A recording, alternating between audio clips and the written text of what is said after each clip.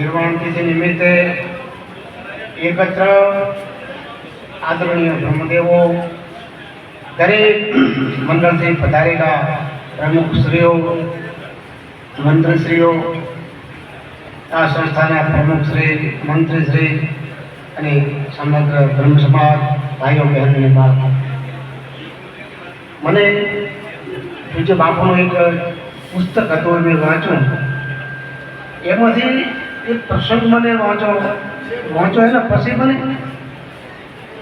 એ મનમાં થયું કે જે મહાપુરુષના હૃદયમાં આપણા પ્રત્યેની જે લાગણી છે, આપણા પ્રત્યેનો જે પ્રેમ છે, કે જ્યારે એકાની વાત થાય, આ પ્રસંગ પુસ્તકમાં લખેલું છે, બાપુનું જીવન ચરિત્ર છે એમાં. તો બાપુ બેઠા હતા એ ટાઈમની અંદર, વેટાની અંદર કંઈક બે પક્ષોએ અંદરો ઉદર માથાકૂટ થઈ હતી. જાગીરદારો એ ટાઈમે બાપુના બેના આવેલા, એમાં માથાકૂટથી બાપુને મનમાં વિચાર્યું કે આ ઝઘડો છે ને, વાતાવરણ શાંત છે તો આ કોલાહલ શાનો? બાપુ દોડીને ત્યાં ગયા. બે પક્ષોએ હથિયાર લઈ ચોમાસામાં ઉભેલા છે. બાપુએ વચમાં જઈને ઉભા રહ્યા. પેલો મને મારો, એ બ્રહ્મદેવો પછી તમે લડો. બાપુ બે પક્ષોની વચ્ચે જ્યારે અંદર ઉભા રહ્યા એ ટાઈમની અંદર જાગીરદારોને વિચાર થયો કે બાપુને કંઈ લેવાનું નથી, બાપુને આમાં કઈ ભાગ લેવાનો નથી, તો આપણા માટે બાપુ વચ્ચે આવીને ઉભા રહ્યા છે કે પહેલા મને મારી નાખો પછી તમે લડો. એ પ્રસંગ અનુરૂપ એ સમાધાન થઈ ગયું. બે પક્ષોએ સમાધાન બાપુની કૃપાથી થયું, સારું પણ થયું. એના પછી સંતનું હૃદય કોને કહેવાય, એના પછી બાપુને મનમાં વિચાર આવ્યો, આ લોકો આટલી હદે શા માટે જાય છે? મરવું અને મારવું આટલી હદે શા માટે જાય છે? પછી બાપુના અંતરાત્માએ વિચાર કર્યો કે ખરેખર આ જાગીરદારો, આ ભૂદેવમાં અક્ષર જ્ઞાન નથી, આ અક્ષર જ્ઞાન નથી એટલે આ વ્યક્તિઓ આટલા હદ સુધી જાય છે. કેમ કે નાસ્તિ અક્ષર શરણ કેટલા શાસ્ત્ર તસ્ય કરોતિ કેમ વિહીનસ્તલોચનાભ્યામ દર્પણમ કેમ કરી છતી. નાસ્તિ અક્ષર શરણ કેટલા એને બુદ્ધિ ન હોય, પણ બુદ્ધિ કોને હોય? બુદ્ધિ ભણેલો હોય એને હોય. તો બાપુએ વિચાર્યું કે આ લોકોને જ્યારે ભણવા અક્ષર જ્ઞાન થશે તો બુદ્ધિ આવશે. એટલે બાપુના અંતરાત્માએ વિચાર કર્યો કે ખરેખર હું મારી જાતે આ જાગીરદારોને બોલાવીને અક્ષર જ્ઞાન કરાવું. ભેગા કરીને બોલાવ્યા કે બધાએ હું તમને ભણાવું. જે શિક્ષણ પાસે ચાલુ થયું, પણ 1938માં ઈસવીસન 1938માં બાપુએ ત્યાં દરેકોને ભણાવવાનું ચાલુ કર્યું. બ્રોડ શિક્ષણ 1938માં કહ્યું કે શિક્ષણ આવશે તો સમાજ સુધરશે, શિક્ષણ આવશે તો સંસ્કાર આવશે. તો દરેક લોકો આવ્યા. અમુક વડીલોને કહેવા લાગ્યા કે બાપુ પાકે ઘરે પાછળ ન ચડે. તો બાપુએ કહ્યું ચાલે તમે આવો. અક્ષર આપ્યો. હવે એટલું કરતા 4 પ્રકાર કહે છે વ્યક્તિના. 4 પ્રકાર. તો વ્યક્તિનું જીવન 4 પ્રકારનું હોય. એ 4 પ્રકાર સંતો જ, પૂજ્ય બાપુ જેવા સંતો જ એનું આચરણ કરી શકે. પહેલો પ્રકાર સ્વલક્ષી જીવન. વ્યક્તિનું જીવન કેવું હોવું જોઈએ? સ્વલક્ષી. એનું લક્ષણ કેવું હોવું જોઈએ? એનું લક્ષણ દરેકનું સારું થાય એવું હોવું જોઈએ. તો સ્વલક્ષી જીવન. પછી પોતે સમાજલક્ષી જીવન બનાવી જોઈએ. કુટુંબ સ્વલક્ષી, સ્વજનલક્ષી. જે વ્યક્તિ જ્યાં રહેતો હોય એ માણસો એના, તો સ્વલક્ષી જીવનને સ્વજનલક્ષી જીવન બાપુ બનાવ્યો. અને વિચાર આવ્યો કે મારે હવે આ ભૂદેવોને અક્ષર જ્ઞાન આપવું છે. એક શબ્દ જ્ઞાન ધારે બાપુ આપવા મળ્યા. એ કામની અંદર એક બીજો વિચાર આવ્યો કે હું એટા કામને ભણાઈ ગણીને તૈયાર કરીશ, પણ મારો બ્રહ્મ સમાજ, મારા 5 પ્રકારના બ્રહ્મ સમાજનો શું એ વિચાર મહાપુરુષોને આવી શકે.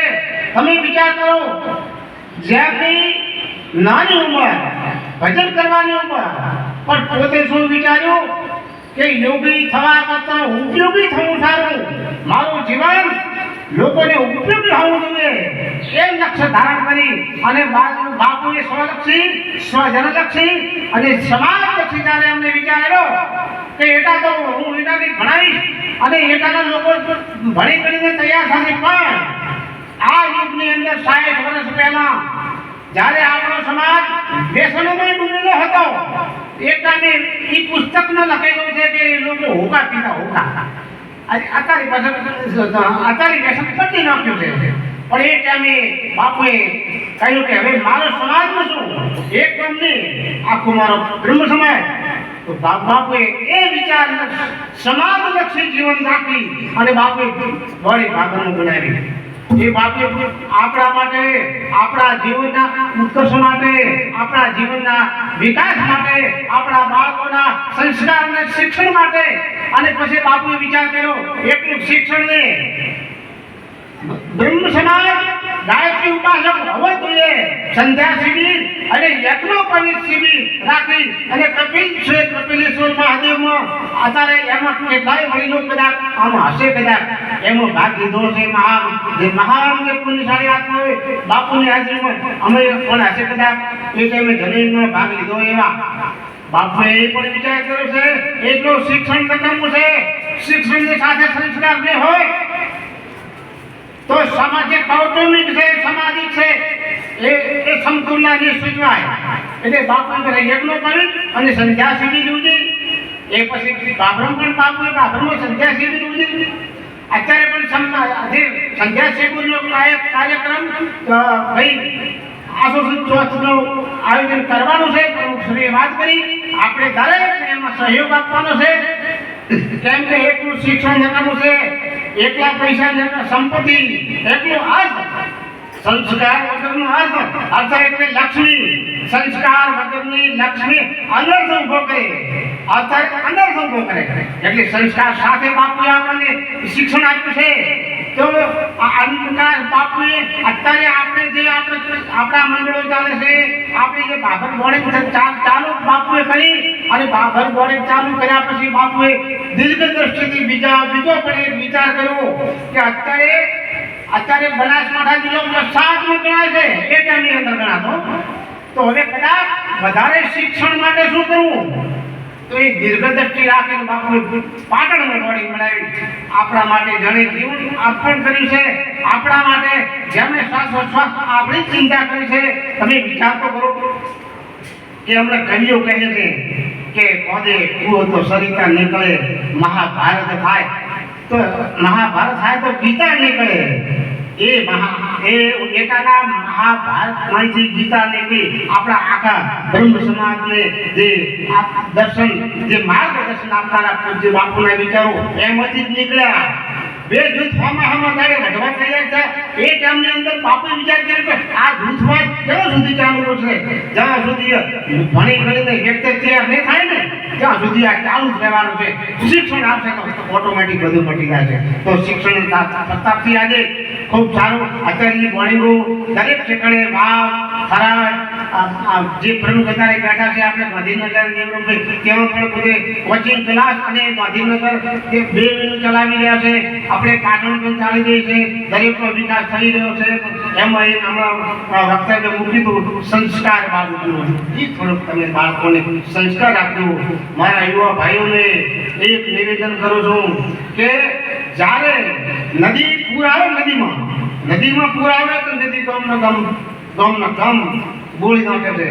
પણ નદીને પાળ બાંધવામાં આવે એ નદી વિકાસમાં લોકોના અત્યારે નર્મદાનો વિકાસ છે, ગામો થઈ રહ્યો છે અને લોકોને પાણી મળી રહ્યું છે. એમ યુવા શક્તિ છે, એમને શિક્ષણ અને સંસ્કાર બે પાળો મળી જાય. આનંદ પ્રકાશ બાપુનો તો આશીર્વાદ છે, પણ એમાં બે પાળ મળી જાય, સંસ્કાર મળી જાય, એમાં તો યુવા શક્તિ છે.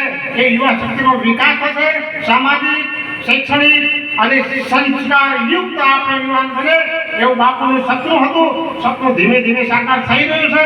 પણ મોબાઈલ યુગમાં મોબાઈલનો ઉપયોગ ઓછો કરીને ભણવામાં ધ્યાન રાખજો. આપણો બ્રહ્મ સમાજ યુવાનો માટે કોચિંગ ક્લાસ દરેક સુવિધા પૂરી પાડી રહ્યો છે. તો તમને હવે તમારે ખાલી ભણવાનું છે. ભણી ગણી અને તમે સમાજને ઉપયોગી થજો, રાષ્ટ્રને ઉપયોગી થજો અને દરેક લોકોને ઉપયોગી થજો. કેમ કે બાપુનું જીવન છેલ્લે કેવું હતું? સ્વલક્ષી, સ્વજનલક્ષી, સમાજલક્ષી અને સર્વલક્ષી પૂજ્ય બાપુનું જીવન હતું.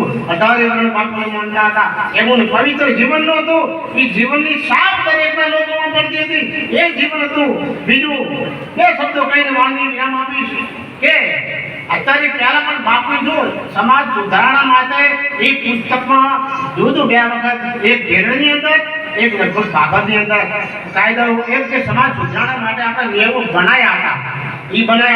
પણ હવે ધીમે ધીમે થોડાક જો પહેલા આપણા વડીલો કહેતા હું પ્રાર્થના કરું છું ભગવાનને તોડફોડ થાય જ નહીં એવી પ્રાર્થના કરું છું. પાછળ જે ભાઈ આપણે કર્મશ્રી વાત કરી એ વિચાર હું તમારા વડીલો ઉપર છોડું છું. એ મારો વિષય નથી, બરાબર? અને સમાજમાં અત્યારે નવા જે રિવાજો અત્યારે સમાજમાં નવા રિવાજો છે ને એ ખોટા દૂષણો બેસી ગયા છે. એ ધીમે ધીમે દૂર કરજો.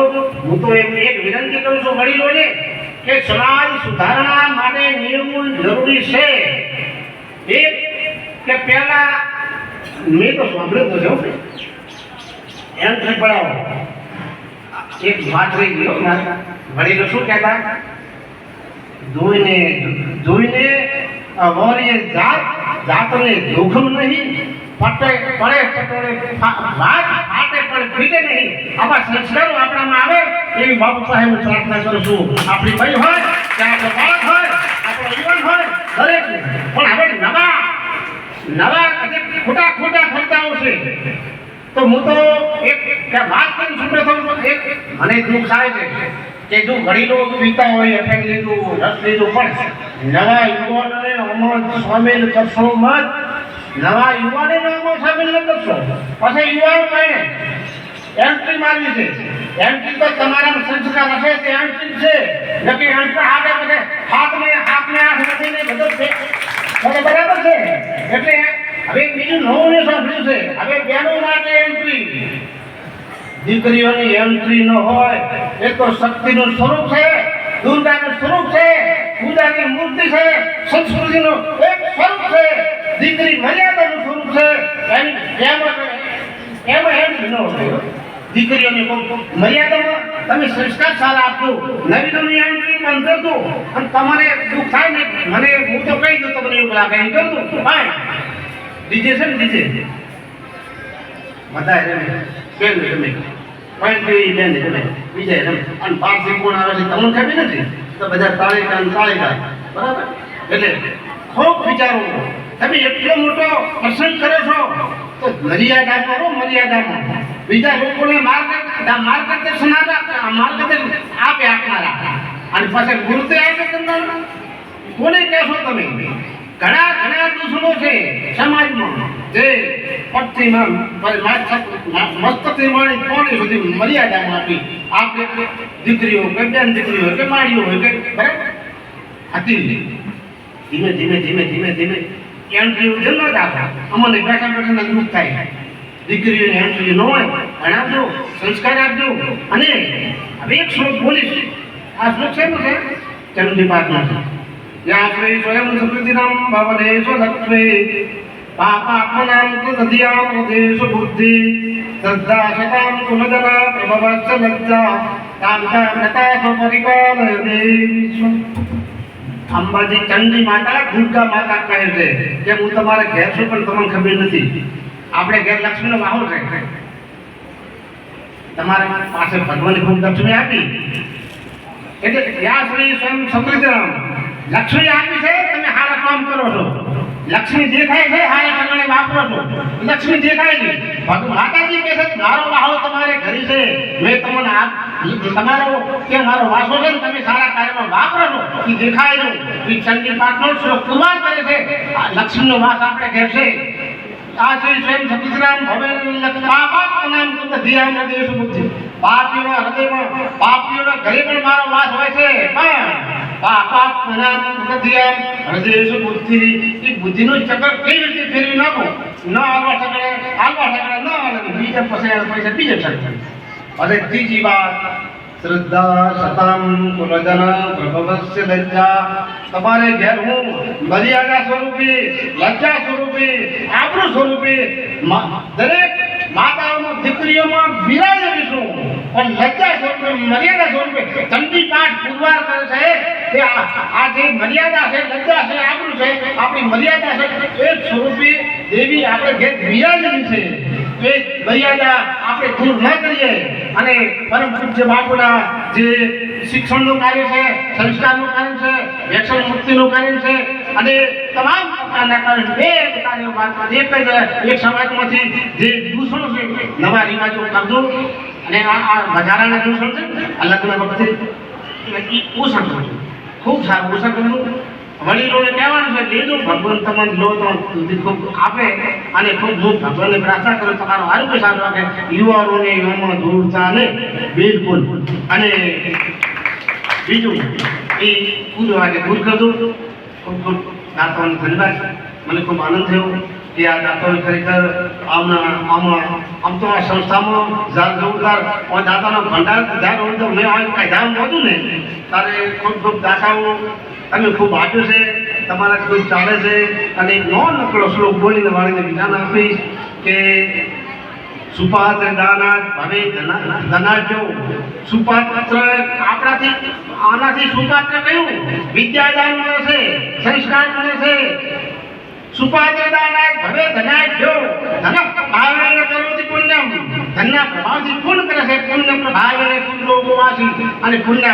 પ્રભાવથી સ્વર્ગમાં જાય છે પણ તણાવ્યો પુનવે વળી ભગવાનને સારો ધર્મ આપે છે એનું ધન પાછું આપે છે પણ કૃપાત્ર દાનાથ હવે તારી આપણું ધન પાછળ જતું રહે તો દરિદ્રતા આવે છે અને દરિદ્રતા આવે તો માણસ પાપ કરે છે એટલે સારા કાર્યમાં વાપરો છો ભગવાન ખૂબ આપે બાપુને પ્રાર્થના ખૂબ આશીર્વાદ બાપુને પ્રાર્થના કરો છો તમામ લોકોની મનોકામના પૂર્ણ કરે અત્યારે સમય ચાલે બાજુ દેશનું વાતાવરણ બરાબર નથી પાડોશી દેશનું પણ વાતાવરણ નથી આપણે બીજું કાંઈ ના કરો ને તો એ જાગૃત જાગો બીજું કાંઈ કાઢું જાગૃત બહારનું વાતાવરણથી જાગૃત રહેજો એટલું તમે ખ્યાલ રાખજો કે બીજે જે થઈ રહ્યું છે એ ખાલી આપણે ત્યાં ના આવે બોલો ભારત માતા કી જય હનુમાન મહારાજ કી જય બોલો નમઃ પાર્વતી પતે